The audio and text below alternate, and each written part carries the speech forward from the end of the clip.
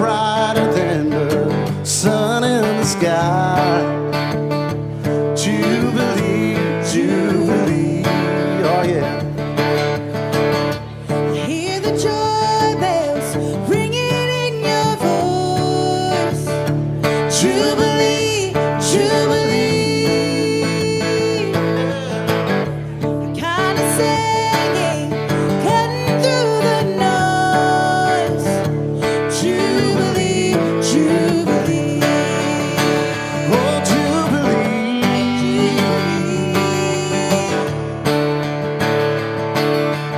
You're the kind of joy that I need. Oh, shining brighter than the sun in the sky.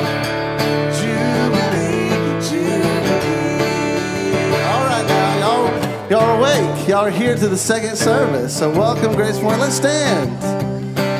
Let's sing these songs together, knowing that you're loved, you're celebrated, you're affirmed, you're welcome. This is a safe space. And let's all sing together this song.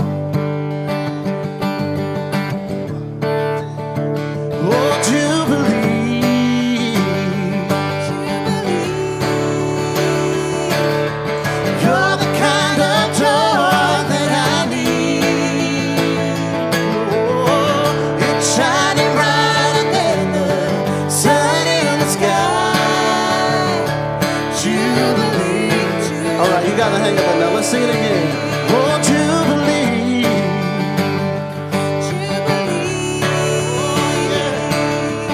You're the kind of joy that I need. It's shining brighter than the sun in the sky. Jubilee, Jubilee.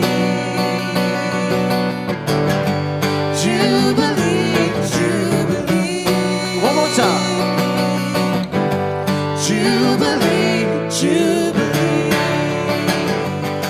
Hey, good morning, Grace Point. We are so glad you're joining us today. Whenever you're watching this, wherever you are in the world, we're so glad you're here with us. For those of you who are in Nashville or in climates like Nashville this week, hope you're staying warm and staying safe. I have just a few announcements for you, and then we're going to jump back in to our gathering. So first, this coming Wednesday, January 24th, from 6 to 7:30 on Zoom, we're offering a reimagined conversation. It's a book club, and we are going through the book Reclaiming the Bible for a Non-Religious World by John Shelby Spong. It's an incredible book. It doesn't matter if you've been there for the first few meetings. Feel free to dive right in. It's an incredible book about the Bible, where the Bible came from, and what each book is trying to get at. So we hope you'll join us this Wednesday, 24th at 6.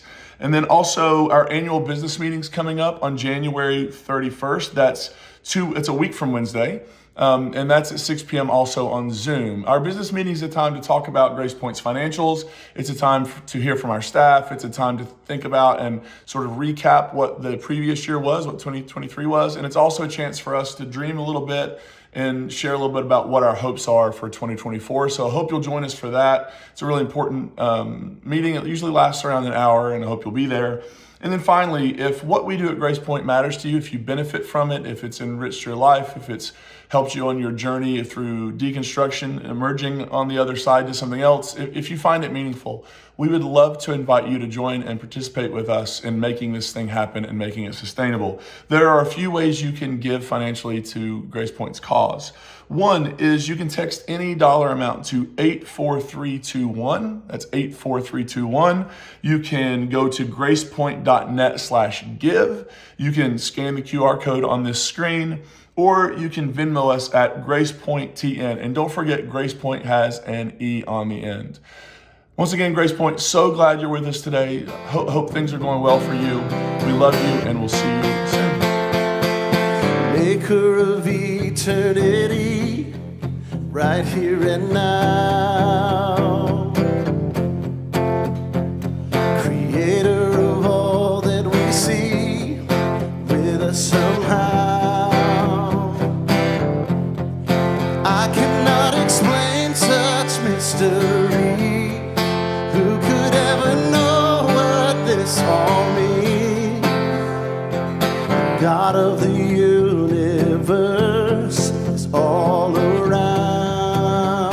Oh yeah. God is with us, God is for us, God is on our side. Let all who will hear join the chorus. God is on our side. Everything is gonna be alright. God is on our side. Oh, yeah.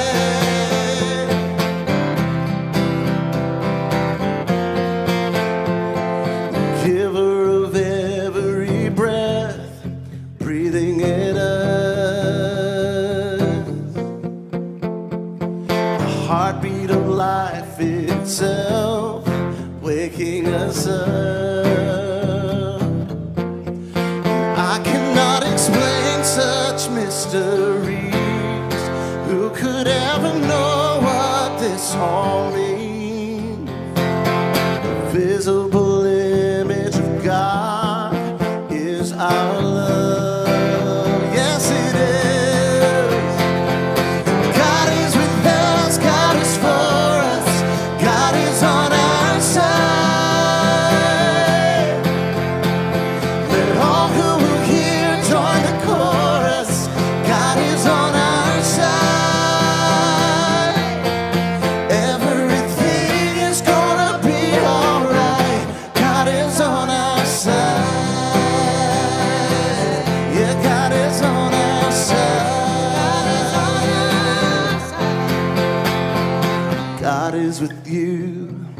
God is with me. God is on our side. God is on our side. Can you look at somebody and say it? God is with you. God is with me. Yeah. God is on our. Maybe look at somebody else. God is with you. God is with you. God is with me. God is on our side. All right, one more time. God is with you. God is with you. God is with me. Yeah. God is on our side. God is with us. God is for us. God is on our side. Let all who will hear join the chorus. God is on our side. Everything is gonna be alright. God is on our side. Yeah, God is on our side. Oh, God is on your side. Oh, God is on our side. Grace Point, I am thrilled to welcome my dear friend and Grace Point's dear friend, Josh Rader Lee, this morning. Josh was in town in Nashville. He was going to preach in person for us, but since we're not in person, he has graciously recorded his sermon. Josh is a pastor in New York, in Brooklyn, at a church called Forefront, a sibling congregation of ours, a church that I've been to several times, and a congregation I just love dearly. And I'm so excited to have Josh share with us as he continues our series on the Gospel of Mark. Josh will be in chapter 2 today. If you think about it, go online, welcome Josh, thank Josh for being with us, and here we go. Good morning, Grace Point. I am honored to be able to join you virtually. I am actually joining you from Madisonville, Kentucky, which is about an hour and 45 minutes from you. I'm here visiting a dear friend that I'll share a little bit more about later. And I'd hoped to make the journey to visit with you all in Nashville, but this will have to do for now, and I hope to be able to be with you again in person. I first heard about Grace Point when I was living here in Madisonville, Kentucky. I was pastoring a very conservative, fundamentalist, evangelical church in Madisonville, which is, like I said, about an hour and a half from you all. In 2014, I had basically kind of come to a crossroads with my faith and my sexuality, and I felt, quite frankly, that I was at the end of my rope. And so in my desperation, I was on Facebook, and Mark Zuckerberg heard my cries and put onto the algorithm Q Christian Fellowship. I had never heard of a gay Christian or a queer Christian. I was choosing to be side B, which was a committed lifestyle of singleness and celibacy. But I was desperate enough in that moment to click the heresy. And so I started reading and I started studying over the span of that next year about what it looked like to maybe become affirming and to be a queer affirming Christian who could come out and maybe have a husband and a whole life that would be not filled with self-loathing and self-hatred. And simultaneously, as I was taking that journey in 2015, I reconciled my faith and sexuality. I left the church that I was pastoring. I came out as affirming. And Grace Point really began to be on my radar for the very first time. My dear friend whose home I'm staying with here in Madisonville put me onto a church called Grace Point. She sent me a newspaper article about your journey of becoming LGBTQ affirming and what that looked like. And it really expanded my mind and my worldview. Quite frankly, at that point, having had studied gay affirming theology and starting to research churches, a lot of the churches that I was finding were sort of mainline Christian traditions, but sort of ex-evangelical or evangelical or non-denominational or interdenominational churches that were affirming were honestly pretty difficult and challenging to find. So finding Grace Point really gave me hope that maybe there's one day that I could pastor a church that reflected some of the religious traditions that I grew up in. And so honestly, I made my journey to be able to visit Grace Point not long after leaving the church here in Kentucky. And I had the opportunity to worship with you when you were in your former building before you sold it. I got to have lunch with Stan, and eventually, came to know your current pastor as well, Joshua. And I visited you all again last March, and was when you were in a different space than you all are in currently again. And was really encouraged just to see the church's commitment to evolution, to have watched how you all have changed, and the people have changed, and your values and how you've lived into those values has just continually been an inspiration to me. One of the values that your church is committed to that's on your website that really stands out to me was that it says that you seek community that is inclusive for all people, including but not limited to conventional Christians, questioners, skeptics, believers, agnostics, and those of all sexual orientations, gender identities, and those of all classes and abilities. So I personally, as somebody who has found a lot of inspiration from Grace Point, and as I watched your journey and our journeys similar, paralleled as I became affirming, as Grace Point became affirming, and as we both learned to live into these values, I just want to thank you for living into the good news of Jesus well, because it set a huge path for me as I journeyed. And now I have the honor of pastoring a church in Brooklyn, New York, that is interdenominational, lots of similarities to Grace Point, lots of overlap. And we share the same values that I just read from your value statement on your website. So just want to say thank you so much for loving Jesus and making sure that we are creating spaces that people can come and to find that commitment. So just as this community has gone through a journey of transformation and self-discovery, so did those who dared to follow Jesus in our text today. As you know, you're in a series going through the Gospel of Mark, and so this week we'll be diving in to chapter 2. And quite frankly, in chapter 2, not everyone was happy about this radical love, and not everyone was happy that the journey that Jesus chose to go down, and not everybody chose to follow Jesus down that journey. And similar to Grace Point's journey, there were certain values and beliefs and decisions you made that not everybody was happy about, and not everybody wanted to jump on board for, and not everybody could agree with. And quite frankly, as Grace Point went through challenges, so have I, of people I've encountered in my life who have challenged our convictions or our beliefs or our values or why we think what we do. We're just coming off of the holiday, right? And probably many of us spent time with family members who maybe challenged our beliefs or our convictions. Well, that's exactly what we find here in Mark chapter 2. Jesus encounters the religious elite, and on multiple occasions throughout this chapter, they are challenging his convictions, his values, his beliefs, how he's living into them. Jesus basically ticks off them because they're radically inclusive in their love. First, by healing a paralyzed man and forgiving his sins and challenging the religious leaders who questioned his authority to forgive, but then also by reminding us that people will question our understanding of Scripture, theology, and traditions.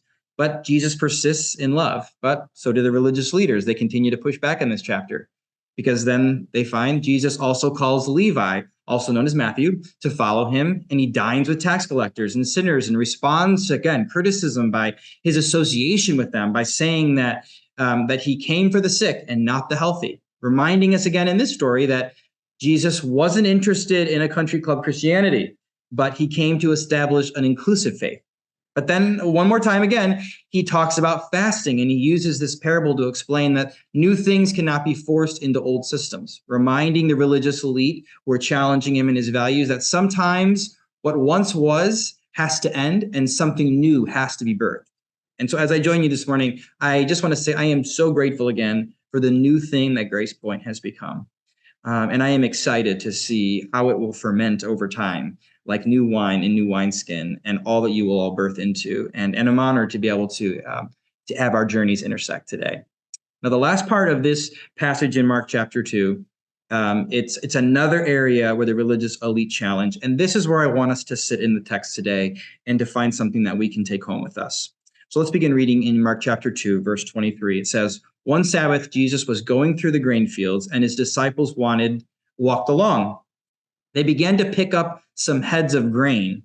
The Pharisees said to him, 'Look, why are they doing what is unlawful on the Sabbath?' Jesus answered, 'Have you ever read what David did when he and his companions were hungry and in need? In the days of Abiathar, the high priest, he entered the house of God and ate the consecrated bread, which is lawful only for the priests to eat.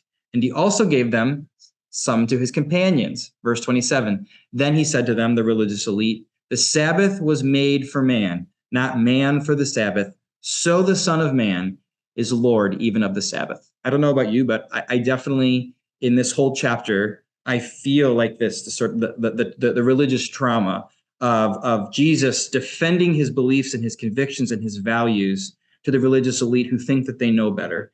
And yet Jesus, in his defense, he quotes other passages, right? I mean, well, you've heard it said, and what about this story? And he's trying to justify to these religious elite why he's living the way he is, because there seems to be an incredible disconnect. So I want us to focus our attention here on what Jesus does in this story. He brings them back to the heart of the law, the true reason of the purpose of the law. You see, I think, in my opinion, I know that when I found myself as a fundamentalist, conservative evangelical, I found great pride in being somebody who followed the rules, somebody who, because it created a sense of safety. It made me feel like I was a good person. It gave me a sense of a belovedness and worthiness, that I was enough if I followed all the rules and I did things the way that I was supposed to. But reality is that's not really the reason we should be following the rules, because they make us feel good. Instead, as Jesus is challenging us here, he's saying the rules are there to protect and benefit you, not to just make you feel good. And the Sabbath law, this custom and this command to rest, Jesus is reminding them that, hey, if it's going to harm you, like if you're going to starve to death because you're not eating on the Sabbath, then it's not actually helping you. Like, the whole purpose of this isn't just to obey the law because you can say you obey the law so that you feel good and feel righteous. You obey the law so that your body and your mind and your soul are in a better place. You see, the religious elite, they just couldn't quite gather this. And I actually don't think that American society quite gathers this either. We have swung to the other extreme of this ancient wisdom of Sabbath. The Sabbath seems to be, honestly, what I think is the only law that we break, and we, quite frankly, brag about quite easily. I mean, think about it. Someone asks you, how are you doing? What is the first thing we respond? Oh, staying busy. I've been going here. I've been going there. I'm involved in this. I'm going to this activity. I'm planning this. I'm working on, right? Our answer to how are you doing is often really busy. It's how busy we are. It's how we're doing things. How we're doing is so deeply connected to what we are doing and how much of it. So let me ask you this question this morning. Do you think your busyness is serving you well? Is it really serving you well? I think about someone as respectable as Steve Jobs, who built a whole empire, right? And he busied himself building a world that long after he's gone, we continue to all benefit from, and it continues to flourish. And somebody who is very successful, somebody who we would view as a great busy businessman, right? See the play on words, business, busy businessman. And this is what he said at the end of his life. He said, "I have come to the pinnacle of business success. In the eyes of all others, my life has been a symbol of success. However, apart from my work, I have little joy. Finally, my wealth is simply a fact to which I am accustomed. At this time, lying on a hospital bed and remembering all of my life, I realized that all the accolades and riches of which I once was so proud had become insignificant with my imminent death. Please treasure your family, love them, love your spouse, love your friends, treat everyone well, and stay friendly with your neighbors. Oh, kind of sounds like Jesus, right? Like love God, love others, love your neighbor as yourself. It seems that Steve Jobs at the end of his life realized that all the busyness really didn't get him what he truly realized was the meaning and purpose of life, to love God and to love others and to love your neighbor, to be able to be present to oneself and all that God is doing around us. So I want to ask this morning, what would it look like for us to take time to cease from doing and shift to being, to take delight in what is and not just in what we are working towards? What would it look like for us to set time to rest, to play, to delight in life? Jesus says to the religious elite in this story, have you ever read what David did when he said to his companions, we're hungry and in need? And to the high priest, he entered the house of God and he ate consecrated bread, which is unlawful only for the priest to eat. And he also gave some to his companions. You see, in this text, Jesus is reminding the religious elite that if observing the Sabbath would cause you harm to starve yourself, then don't do it, because that's not what it was intended for. I find that we've disregarded the spirit of rest. We've disregarded the spirit of ceasing from what is necessary and embracing that which brings us joy, because perhaps we just think that it's not good, that it doesn't offer us a good gift, that maybe it causes us harm because it doesn't allow us to get as much done in a day. But I want us to shift. I want us to think about how important that this must have been and how this probably still is today. But maybe we can reimagine what Sabbath rest looks like. Maybe it doesn't have to look like a full day of rest where you don't do anything, because maybe for some of us in this economy or with our children, maybe that's not even an option, to take a whole day, to just cease from what is necessary and embrace that what brings you joy on the Sabbath. So with that in mind, I want us to invite us to explore what this could look like. What is the intent of the Sabbath? Is there a way to embrace this in a way that is not restrictive or harmful, but instead is restorative and helpful? I think, resting for many Americans means basically just like not going to work, right? I think it's important maybe we define what rest is. Because a lot of us think, well, I didn't go to work, so that means I had a day off, I had a day of rest. But that day not going to work, it might have been full with going to the kids' baseball games and to the grocery stores and maybe doing a bunch of yard work and spending the afternoon working on this kid's school assignments. The rest that you consider rest actually doesn't really sound like rest. So just not going to work probably isn't rest. So what does rest look like? What does Sabbath look like? What could it look like? Does it have to be a whole day? Could it be that you etch out a little bit of time every day? Maybe it's an hour, maybe it's a half hour.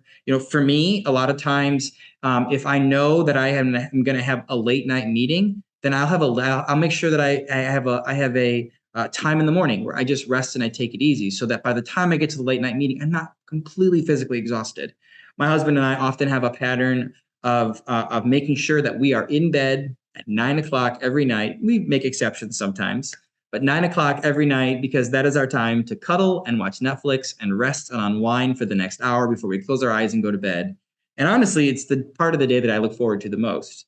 And I know that it rests my soul, because as I lay in bed and I hold him and I watch television, I literally feel like my breath just releasing, the tension in my body releasing, and I feel my body finally saying, let us just be present in this moment.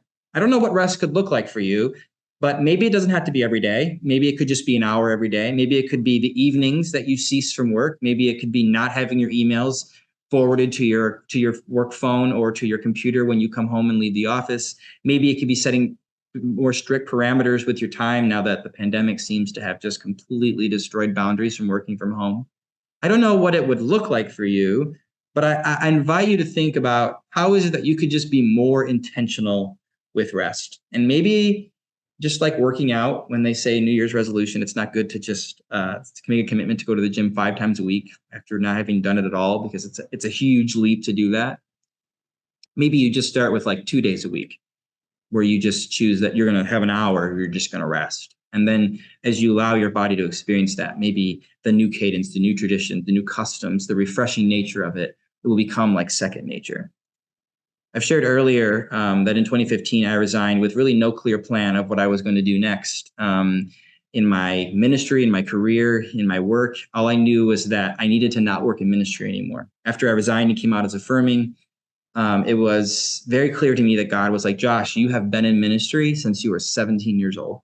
You are 24 years old now, and you have never had a time to just rest and to be where you don't need to be anything for anyone, but you can just be for yourself as you explore self-discovery. And so I really felt like God said, for the next year, like, don't work in ministry, just rest. It didn't mean I didn't need to get a job, but it meant that I needed to not be in a job where a lot was expected of me to give back to others. And so I left, and I realized there was a space and time I needed to do that.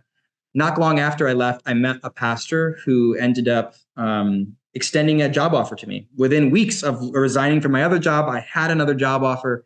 I thought, this has to be God, right? Like it's just crazy. This is a gay affirming church. God's opened the door. But I felt this strong sense that God was like, no, you really, I told you, you need to take a year to let your mind and your body and your soul rest. And so I told him no. Well, he came back again. He asked me, he sweetened the deal with an even better offer. And I thought, well, okay, this time let me pray about it. And I prayed about it. And God told me, you need to be faithful to the last thing I told you to do, which was to rest. And so I told him no again. He came back another time and he offered it again. And he sweetened the deal even more. And I thought, well, maybe this time I'll go to the scripture. Like, I'll play my heavenly parents off of each other. I went to the Holy Spirit in prayer before. Now I'll go to the Holy Word, and maybe I'll get a different message. I'll get a different word that'll be different. And again, I got to the scriptures, and I just felt, again, this deep sense, no, you need a season of rest. And so again, I turned down this job, and I'm really grateful I did, because honestly, that year of ceasing from what was necessary and embracing only that which brought me joy was exactly what my soul and my mind and my body needed to determine the next steps of my journey.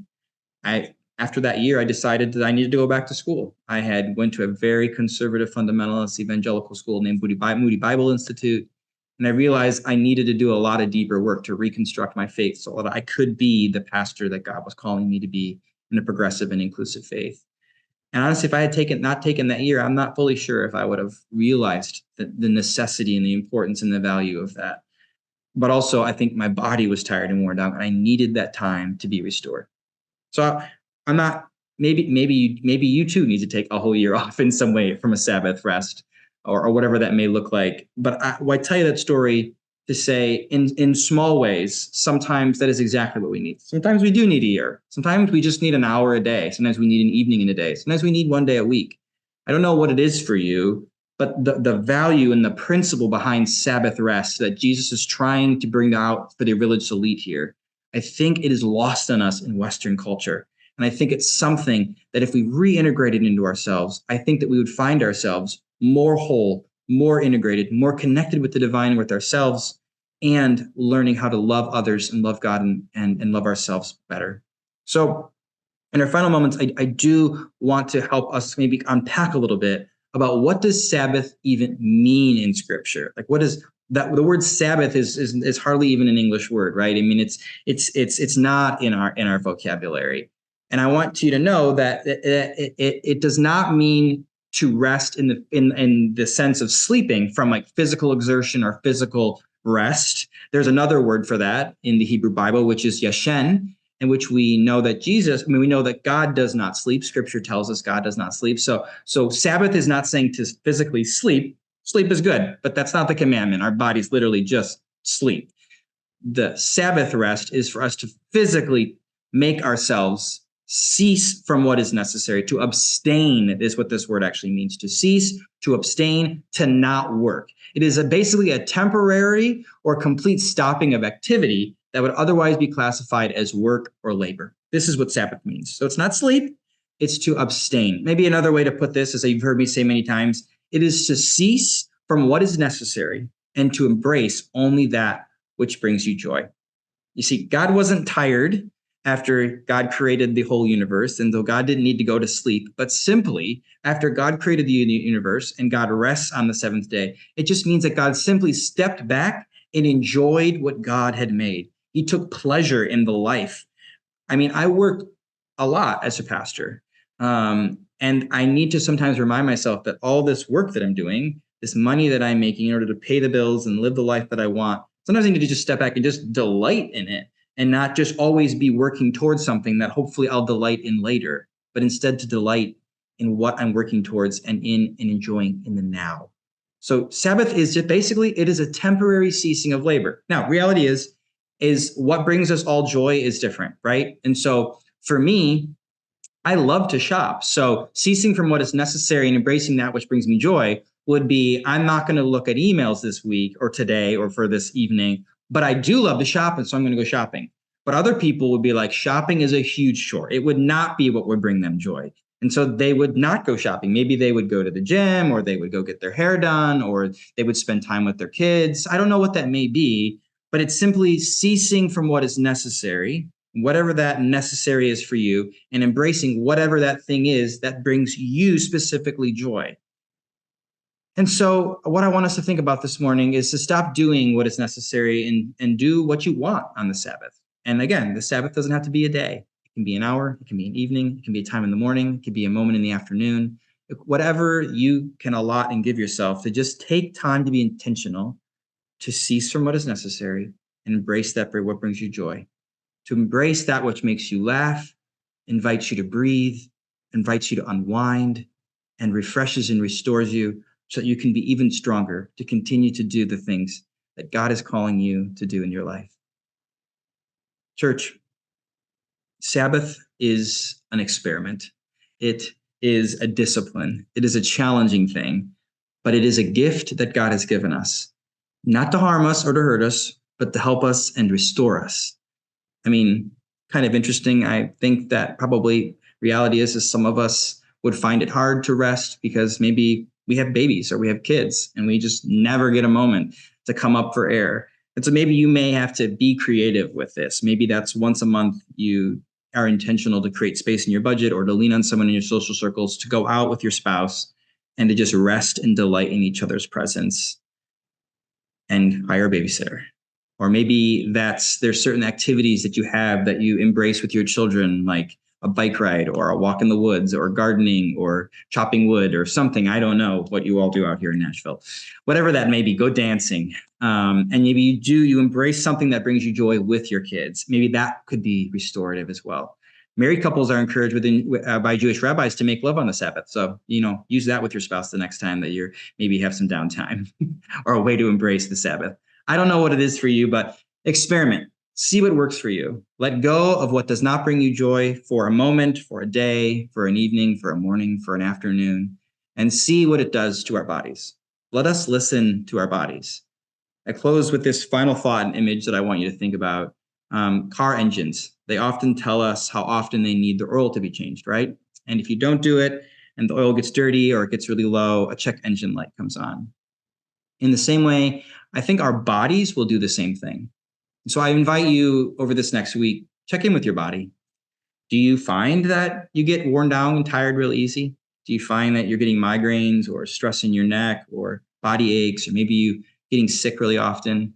Perhaps that is the check engine light of your body saying, hey, I think you need to slow down. I think you need to take moments, or maybe a day or an afternoon or an evening, to just simply cease from what is necessary and embrace that which brings you joy. Have a little tune-up, have an oil change. Take a moment, tend to your body in the moments so that the longevity of the journey ahead will be strong, well-greased, and on solid ground. Let us take care of our bodies. I think that is the heart of the Sabbath law that Jesus was trying to remind the religious leaders of. Take care of our bodies so that we can take care of others' bodies and honor God with our body and how we love it and love it well. So church, cease from what is necessary and embrace that which brings you joy. How deep the love of God for us, such depth we cannot measure. For God created everyone and binds us all together. Why would we walk as enemies? We are not disconnected. kindness be our remedy, and every heart accept it.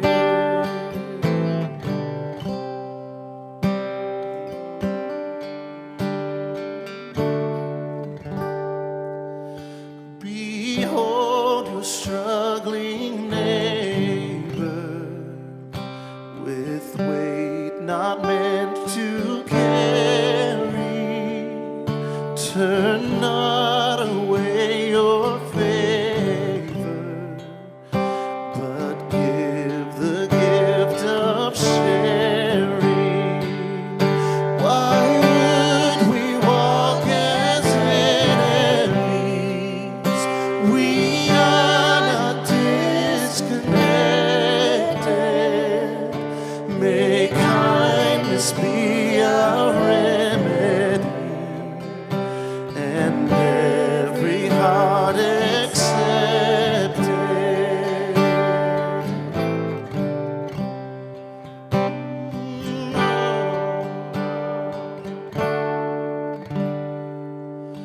The love of God is so much more than what has been exampled. It has the power to transform, to rescue and dismantle. So why would we walk as enemies? We are not disconnected. May kindness be our remedy, and every heart accept it. May kindness be our remedy, and every heart accept it.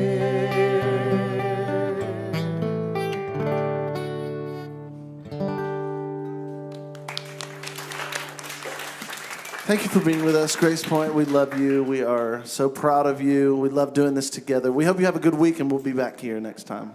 Have a good one.